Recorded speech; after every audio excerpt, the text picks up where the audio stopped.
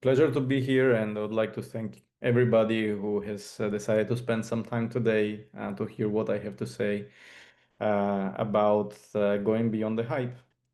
So, in the last year, 2 years, I've seen a lot of implementations, a lot of hype, a lot of pressure from all over the place.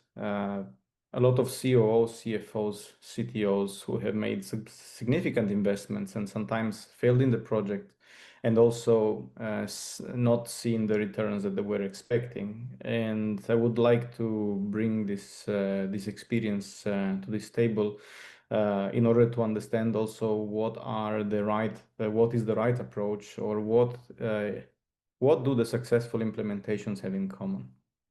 So I'm going to start by talk a little bit about hype, what is going on in the industry, and then I'll talk a little bit about what is the framework that I have seen, or the patterns that I have seen being successful, and that I definitely recommend and we use at Grid Dynamics overall to help our customers. And then some practical application and case studies that can help harden this understanding. Uh, this is not a technology talk. It's actually most of a business talk. It's making the right choices. So it's a little bit across, right? It's actually where many of the private challenges are. So let's talk a little bit about what it is, right? We all know that, especially in the last 3 years, AI has been, especially Gen AI, has revolutionized the landscape of AI. It has switched a lot of paradigms. Everybody understands it has huge potential to revolutionize our business. Every leader in every organization is anticipating that it will bring a lot of returns and success. At the same time, we have seen successful organizations declaring an average of $3.70, almost a 4x improvement versus 4x ROI compared to every dollar invested. But at the same time, most projects fail. 70 to 85% fail, and there is an overall disillusionment in the organizations that have gone through the first steps of adoption, which is it's a natural phenomenon. And it is very important to understand some overall phenomenons or some overall characteristics. Only 6% of the projects bring returns in 12 months. The expectations have always been, or have mostly been, very lightning return. But in reality, most projects pay off between 2 and 4 years from the development or from the initial investment, which is a substantial amount of time. And not having this benchmark, many organizations have gone a long way with wrong expectations. Um, I also want to talk a little bit. This is a research that is coming like from 6 to 9 months ago. Things are moving at a very fast pace, but there is definitely a key takeaway. When leaders look at their organizations, and especially at where they should implement Gen AI applications, it is visible that if we sort it by all the current usage and adoption, it is mostly developed in the software development, IT in general, engineering department, where there is obviously a higher level of control on the data and also on the tooling. But if we flip the way we sort this report into where the future usage, that is a very good indicator of what the expectation of the market, of all the actors that actually fuel this hype, sees the potential. And that's essentially sales, marketing, operations, and human resources. So going more towards the business. I want to open a parenthesis here. This parenthesis is a little bit technical, so I just want to tell you a little story. Before Gen AI was created, a data set, so a set of tasks and challenges that was meant for AI in general, was created. It's called ArcAgi. It looks like an IQ test fundamentally, but this set of challenges, this battery of tests have actually appeared to be extremely arduous, are extremely difficult for LLMs to solve. So GenAI is actually, as you can see in the graph, has had a very hard time, resolving these test cases effectively and efficiently. And I marked specifically here some white data points. There is a STEM graduate, which is essentially a human, a highly skilled labor force, and a low skilled labor force, which is I call average mechanical Turker. And here we have like the conventional AI, which is our predates Gen AI. So if we agree on a superiority criteria, we can, I think, comfortably say that one approach is better than the other if it's cheaper and more accurate. So if we do that, we very quickly see that most of like, we can exclude anything that is below 50% accurate. It's almost a guess, pretty much, or an educated guess. But we can easily see how non-skilled labor force and skilled labor force still has a very big advantage on this test set compared to most LLMs. Another takeaway is that uh, over time, LLMs are evolving and they are going in a direction where are seriously challenging humans. The last takeaway that I want you guys to understand, I think that's going to be key for the selection, is that the cost of a Gen AI application is going to increase. While a couple of years ago, the typical application would have one request to the LLMs. Now there are tens of requests and longer process in the reasoning. That means that solving a task more accurately requires a higher cost. And this cost is likely to drift even further in more expensive areas. What does it mean for you? It means that when a case study a business case is being created, it really needs to be robust, and the ROI needs to be clear in order to attempt the development. As this natural phenomenon will see the ROI thinning from the economics perspective. And then I want to spend a little bit of time to talk about the common pitfalls, why all those projects have failed, why those products have failed or failed to scale. I could talk hours about all these single factors and how they contribute, but to me, there is a very simple cause-effect connection. All these different causes create a low quality or low perceived quality of Gen AI applications. And low quality essentially hinders the adoption and by eroding the trust that users have on these applications. This is fundamental because the lack of trust is one of the main reasons why AI application in production are not bringing returns. And quality is going to be a very continuous theme of this conversation because quality is actually redefined in the world of AI application. It's not what conventional quality means as lack of defects. So if we look at more or less what are all the causes and pitfalls, we can see that it's most of it what I've seen personally is misaligned expectations. So AI is non-deterministic, so it will provide a certain percentage of accurate responses. Sometimes the expectations would be 97%, while the first attempt cannot provide such a results. It is typically a muscle that has to be built. It depends on the use case, but these have not been defined ex ante, and they have created a big regrets and disillusionment. Focus on too narrow or unrealistic use cases that are driven by the hype or by wow demos that have been provided. But it's very important to keep the eye on the ball and understanding what is going to scale appropriately and what is a realistic use case. Uh, Often goals have not been measured accurately. Either they have not been measured at all, it has been like an aesthetic exercise or a technical exercise, or ROI has been measured with proxy metrics that do not actually reflect the efficiency or effectiveness gains, but focused on the simple task or adoption, as an example. Aside from the other challenges, one that I really want to underline is the maturity in data quality. AI applications are very hungry with data. They need quality data to survive.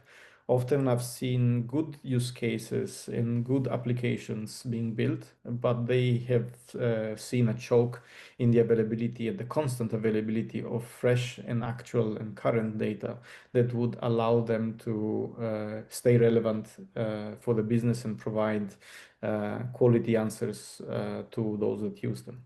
And finally, often confusing, especially in an emerging market, which would be the right technology choices or the right technology products or the right technology partners to guarantee a successful journey to returns and profitability.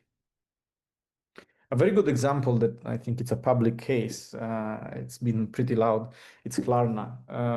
It's one of the biggest example of over-reliance and the misaligned expectations. The use case was very valid, right? How to replace customer service with AI that can definitely address very complex cases, but it massively reduced customer service, customer satisfaction, and Klarna had already started layoffs in the customer service department, and there has been a very loud U-turn from Klarna to rehire humans in the customer service.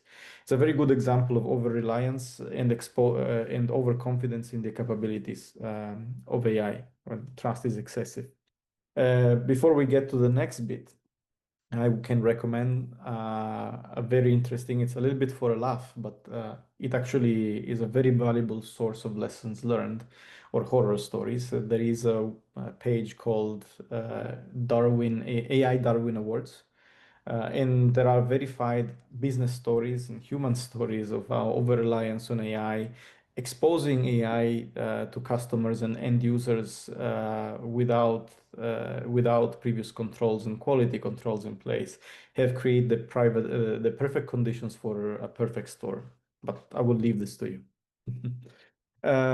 Now let's move into, once we have a little bit destroyed the concept, maybe I spooked you a little bit. That was not the main intention. I want to get constructive. I want to go in a direction to understand what actually helped and what was successful. So before we do that, we need to talk about where the state of the art is, in which direction AI applications are actually materializing as the technology advances. So Gen AI has been available broadly for the last 3 years, give or take. Since then, a lot of attempts to operationalize and create applications have soared. So where are we now? The most common form factor of AI application right now are agentic AI applications.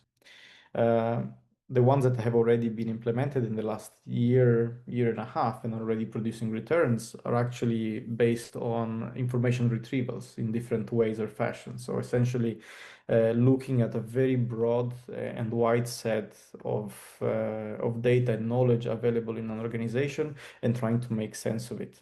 So basically summarize and retrieve. The new front of the new applications that is running goes in more complex, also more expensive paradigms that are definitely more powerful, and they look not only into the ability to plan and do multi-step research, but actually execute some tasks and take some decisions based on the data and the knowledge and the context they are dealing with during the transaction.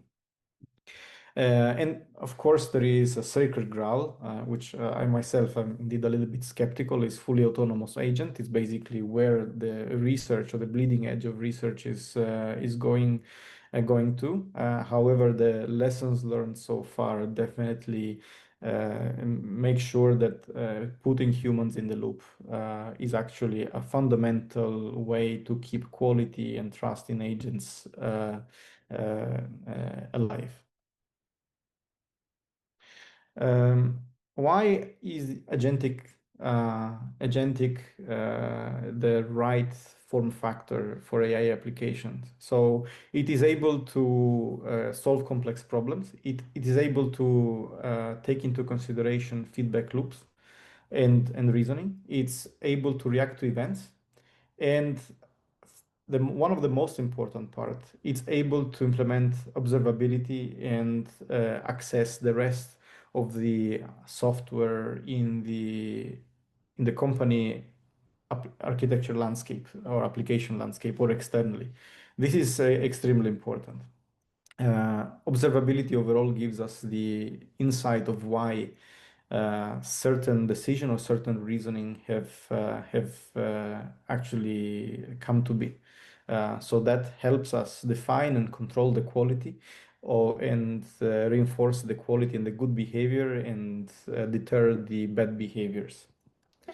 Um, and overall, the more we go, the more we see that AI is able to take longer tasks, more complex that require orchestration.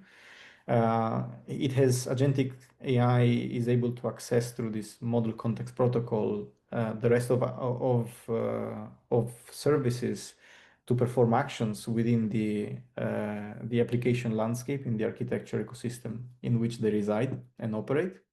And finally, I think this is one of the most important bit to operate in a business or in an ecosystem or in an organization, and it is the ability to guarantee access control and guarantee that the right data is shown to the relevant users and that exclusions can be executed. That's essentially what humans do as as knowledge gatekeepers with the right levels and with the relative levels of security clearance of who interacts with them.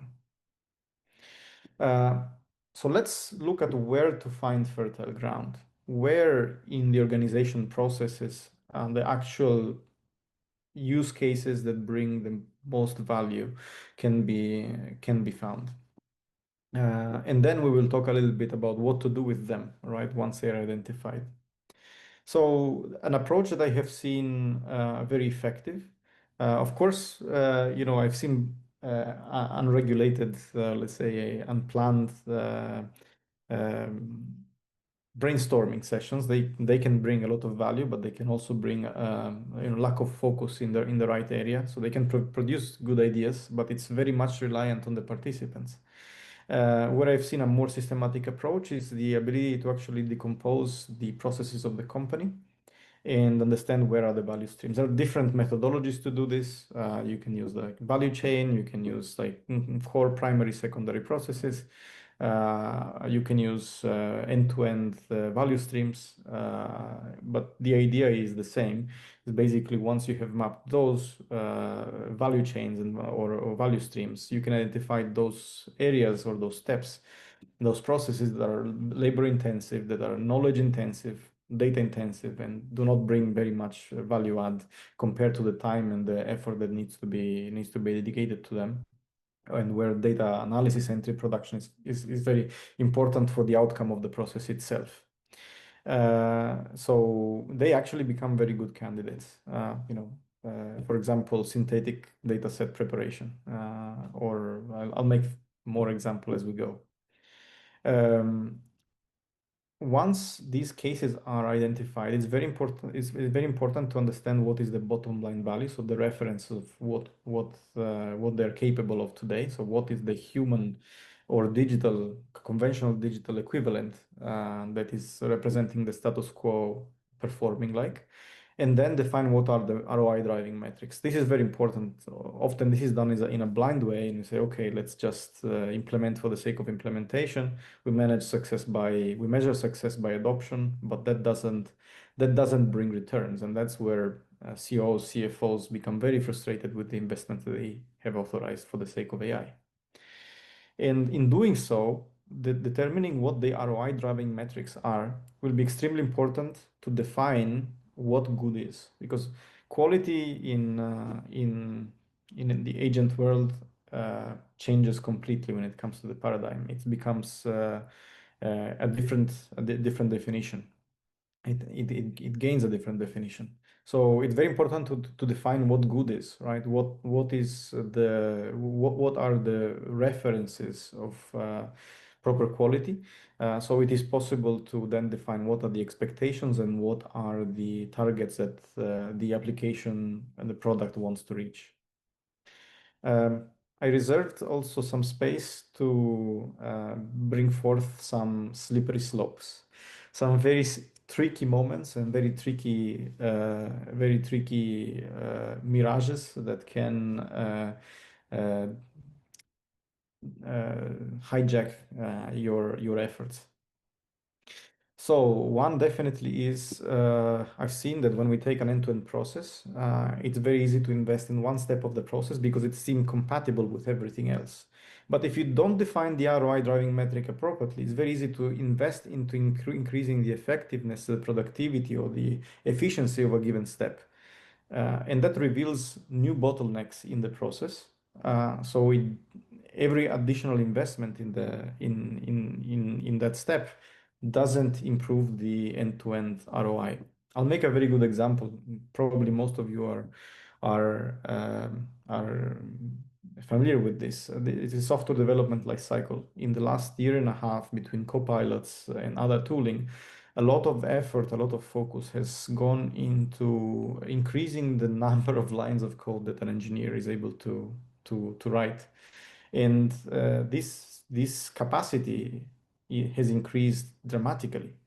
But what it exposed that every single dollar invested into increasing the amount of lines of code in unit of time revealed bottlenecks like the ability of the business or to define requirements, what they want, the ability to actually run meaningful code reviews on such an amount of code and others. And the result is that the bottom line ROI, so the value that is being delivered to production by software organizations, have seen almost no uplift in many cases when this has been done in the wrong way. Now this is being solved by using AI to level and address the new bottlenecks, but it has been indeed sort of an illusion of productivity in many cases. Keep the human in the loop. Most of the successful implementation that I've seen at first are actually try to avoid that high stake decisions are taken by AI. For example, executing a payment or authorizing the underwriting of a loan or making an important commitment to the customer directly without the supervision of a human. Actually, keeping the human in the loop is one of the foundational elements of what quality monitoring is. I want to spend literally a couple of minutes on what quality is in the world of agentic AI applications. In conventional software, what is quality to you, right? It has been translated in very simplistic form. For example, the ability to pass unit tests, or basically to monitor the number of errors that have been generated by an application, and make sure that this number is contained or those issues addressed. And those issues, once they are addressed, they typically don't come back. In the world of agentic AI, this is different.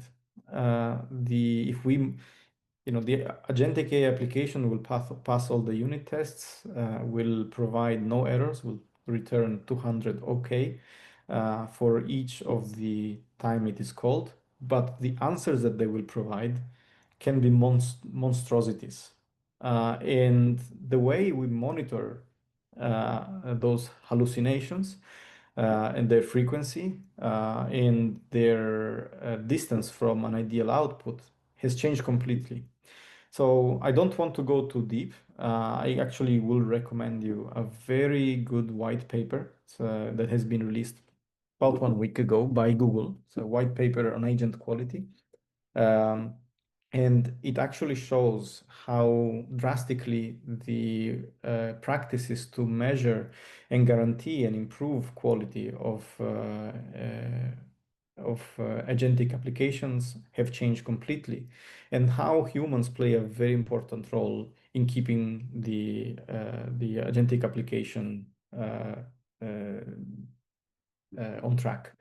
Also, because agentic AI applications are not like conventional software; they don't just work after they are put into operation.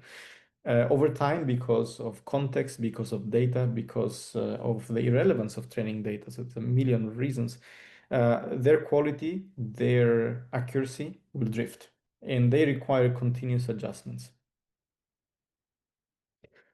So I made a little bit of a simulation of what we have done internally, basically how to map the value streams. I use the value end-to-end value streams here as an example.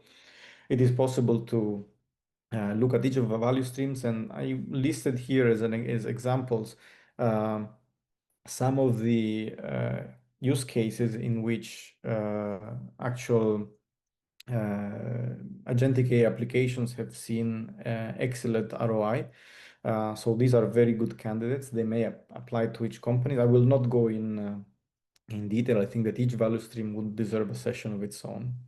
And internally, we have done also this exercise to basically map our offering and our solutions to what are the main areas of operations of organizations. So it's an exercise that has that yields and is very accurate to actually understand from both sides. I've seen that in the participant list there are both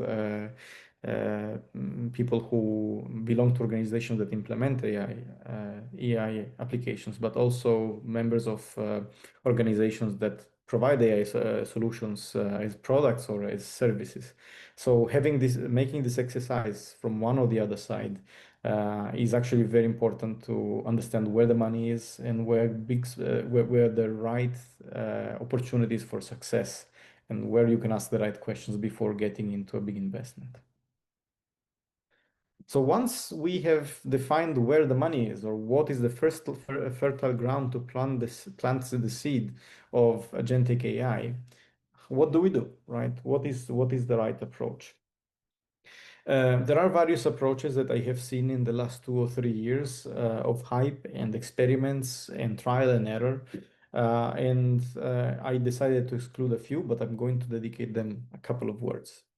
The first approach is the totally decentralized approach. It's like, okay, let's everybody innovate. And basically, every single department has been encouraged under pressure by the various actors to adopt and implement AI applications. The result is that AI data has been siloed. The same questions and the same foundational component have been implemented in different ways multiple times. And now some of them actually have troubles either going to production or there is definitely very big inefficiency in the way they have been implemented because it's very hard for them to be scaled. The other approach I do not recommend. I've seen it's a top-down approach where the investments, where the AI, agentic AI platform is defined and implemented as the first step. This requires substantial investments and it requires to stay on track with a moving target. The technology is evolving very fast. It has not stabilized yet. So developing an agentic AI platform before onboarding the use cases risks to increase the time to market. It has worked for the customers and the implementation that I have seen but it has been done in a painful way through hardships, through difficult decisions. And in general, it has seen a lot of initial investments that might have not been seen in other cases. So the approach that I'm going to recommend is to start from centralized teams, like tiger teams, that have representatives of the business and the technology specialists who nominate and define what are the right use cases. They define the first 2 or 3 use cases autonomously the first task in the first iteration is to actually create the green corridor to production. How to make sure that you can blaze the trail and answer all the questions required to you from going to an idea, a demo that works on somebody's laptop, or to something that is working and continuously performing. And these are actually the first steps that where you will need to answer the questions and build the foundational components of what will be an AI platform. And it's a good time to start focusing on quality and doing it right. Then that's a moment where this team can create an intake process and define from all over the departments which are the right use cases. So create sort of a prioritized backlog to deliver such use cases. And after these use cases are, while these use cases are being implemented, focus to transition into a self-service approach for each department, so that each department can decentralize and create their own AI applications using the platform, so that the core team can focus on outcome measurement, quality observation, security hardening, and also building all those controls and metrics to monitor the outcomes and attribute the costs. So the ROI can always be in check. As I mentioned, ROI is not a constant. It depends on trust. It also depends on the mutating quality of agentic AI application as the time goes by. So every time that you will be called to develop a use case, you will face a number of questions that are not related to the case per se, but need to be answered in order to bring the application to production. Most of these questions go around observability, governance, security, and they need an answer. And the answer is basically in the agentic AI platform. That's essentially the foundation of the of all the agentic application that will be built. And doing it in the right way means in a centralized way means guaranteeing economies of scale as more agents are being onboarded. And mainly the ability to create cross-silo intelligence. Typically, when one department does it, then they ignore a number of data sets just because they don't have control or access to the data points coming from other departments, and that basically creates data silos and siloed intelligence. Uh, let's talk now about practical applications and case studies. I gathered a number of vertical examples where in different verticals, AI applications actually have seen good returns. In the financial services and banking, one big part is definitely the fraud detection, risk management, and all the risk that is connected to making a decisions of issuing, underwriting a loan or not. So this is a very well-known process for the number and the depth and the breadth of the data that need to be analyzed in order to come to a decision. Typically, these organizations have got limited budgets and they need to focus on the most low-hanging fruits on the safest decisions because of lack of compute and analysis capacity. But with AI applications in different spots of the risk management and loan originating or loan life cycle processes, this has been able to scale, take a more accurate risk profile, thus increasing the competitive advantage and of the financial services organization and undertaking this challenge. The other side is compliance and regulatory. Compliance and regulatory is very well known for the amount of business process automation and the business process and the amount of data engineering and reporting required to guarantee and keep certain parameters and rules and regulations under control. Generative AI applications have been able to actually automate and take care of the less obvious use cases where huge costs coming from compliance are involved. In sales and marketing, uh, AI has brought big advantages. It's one of the areas where AI has been used for the longest time. It starts from sales research, sales product market fit, marketing research. Actually, inside Grid Dynamics, we have recently rolled out internally a product we called it's for internal use. It's called Cerebra, and amongst others, our sales department uses to run the sales research to verify whether our services fit and are relevant for the organizations that we address, and help us actually creating the proposals and being more accurate and more relevant to the cases that we deal with. And the other very big part is the marketing and marketing campaign and engagement, where it's all about conversion, and it's a very content and data intensive effort where personalization brings a lot of rewards. And thanks to the hyper personalization that AI can enable, the returns have been significant. Uh, Finally, the forecasting and lead generation. Here it's also very content intensive, but also the ability to actually forecast demands and see the patterns that normally cannot be seen due to the breadth of data that is not explicit as in conventional AI. And finally, just as a taste here, customer service and support, where AI has been used for a long time for sentiment analysis, some rudimentary chatbots. Actually, chatbots have soared, but also AI has been used in order to rationalize and better explore operating procedure to help coach and onboard new customer service representatives, to evaluate customer service representatives against reference behavior, as well as being simply a co-pilot or a coach that can help real time during the conversation and sessions with interactions with customers.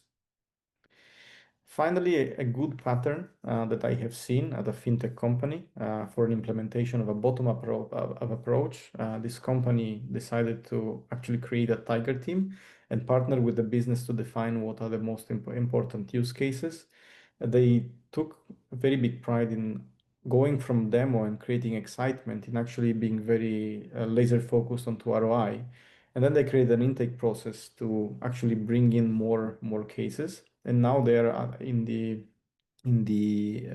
stage of creating the self-service ability for the department using low-code functions, so that this capability becomes broadly available. And they did actually a very good thing in order to guarantee the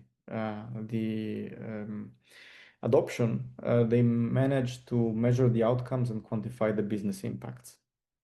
The guiding principles that you will see reflected in the use cases is actually focusing on internal use cases where the user is mainly an internal user to the organization. Keep humans in the loop for decision making. Never authorize the AI to make decisions autonomously for now, and define the success early and keep quality controls in place. And of course, having abundant quality data to feed the application. And the result was essentially creating very basic applications, no rocket science, I would say, in terms of cases. So, for example, going after all the data that is happening that is circulating across suppliers and reduce the pay cycle time. Give AI access to the customer 360 in order to increase the visibility for account managers to deal with their customers. Create an interview assistant to standardize and scale the ability of running technical interviews for the various departments. And then the ability to talk to data, and essentially instead of waiting for weeks to issue a report or generate a report, just talk to the data and generate a PowerPoint slide that is actually either a chart or an infographic that reflects the ideas and the points.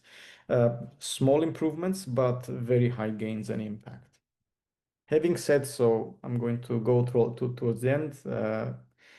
The key takeaways that I would like you guys to remember of this of this conversation through the experience that we have accumulated is Start by looking at your value streams. So look for pockets of value where there is fertile ground for AI to be to grow. Define success and quality early. Defining what ROI, success, and reference what good is will actually help greatly keep the quality high in control and the application relevant to the users that will adopt it to generate the trust. Trust AI, but keep humans in the loop. Do not entrust high-stake decisions to AI. Overconfidence have brought horror stories, and it can turn against you. Um, Always ensure quality and abundant data for AI application. They need it. They need a big amount of data, fresh data, and continuously available data in order to keep the quality standards in adoption and trust high.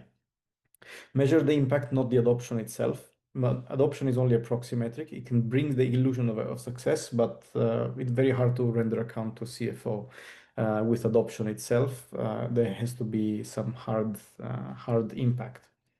And finally, one of the reasons of failure is choosing the wrong partner. Grid Dynamics has more than 10 years of experience in AI, and it has been a front row actor in the Gen AI revolution starting 3 years ago.